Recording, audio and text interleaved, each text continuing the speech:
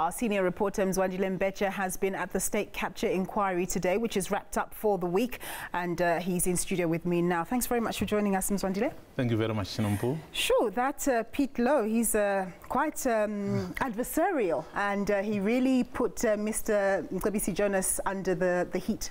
Oh, well, that's true, but I think that's what lawyers do if they represent their clients, because they want the best for their clients. But of course, Mr. Jonas had a Vimtran group who in 10 minutes came basically wiped off almost everything that he had said. Because remember, when the allegation of the 600 million rand offered to Mr. Jonas was made public, the Guptas came out public to say that meeting never happened. But guess what? Before that, we were talking about the meeting that everyone acknowledged that it happened. So basically what Vimtran Group did was to say the credibility of some of the statements really need to be called into question. So yeah, that's what happened today. So in terms of cross-examining Mr. Mcebisi Jonas, what was the defense, if you like, in terms of Duduzane's representation? What were they trying to emphasize on? I think the legal rep for Duduzane was basically to say that meeting that Mr. Jonas was attending, he knew about it. Remember, when he got to the Gupta's house, he says he found Fana Hlongwane there. He didn't expect him. But I think what the legal rep was trying to say is that, first of all, you've known Mr. Hlongwane for a very long time, so you basically are comrades from a long time ago. So you can't then say we were surprised at that meeting. The fact that, so you met with Duduzane at the hotel, so you drove with him, you left your bodyguards behind, and you say you did not even question what the meeting was about, is because you knew exactly what was happening. So I think the defense was trying basically to say that, to say, listen, you knew what was happening, so you can't come here and say you knew nothing. And then in terms of the Justice Raymond Zondo, I mean, how was he dealing with the adversarial approach of the council?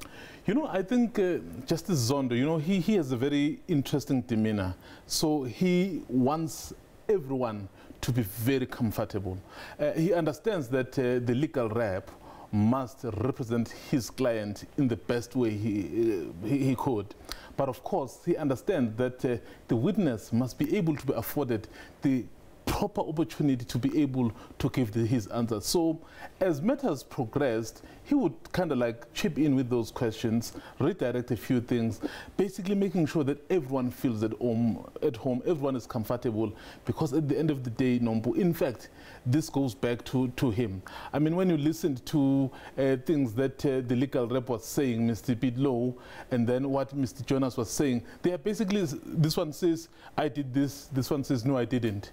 So now it's up to Judge Zondo. So he has to listen carefully. He has to be able to assess the evidence against all the factors that are put to him to be able to arrive at the correct decision. Duduzane Zuma's counsel was emphasizing on a meeting or a discussion between Jonas and General Mcebisi. Just elaborate on that, and what was the significance thereof? Well, remember, there were conflicting statements. Mr. Jonas is basically saying, so Mr. Mcebisi only told him when he wanted him to peruse a statement. But the Piet Louw has a different version to that. I think that's why when Vimtran Group came to that stand to basically say, do you know that Mr. Mcebisi that you're speaking about was kind of like removed because of perjury? So basically, again, throwing into doubt his credibility, because it was going, I mean, forth and back. So you can't really know who's right, who's wrong. That's why it's very important for the judge to be able to afford everyone a proper opportunity so that he'll be able to arrive at a proper decision. Very quickly, before I let you go, Mzwandile, what can we expect next week?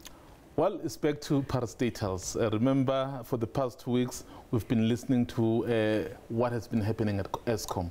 So on Monday, we start with Denel. And Denel really also has been very much part of this phenomenon called state capture. Okay, we leave it there. Thank you very much. Our senior political reporter, Mzwandile Mbeje, just giving us the highlights of the state capture inquiry.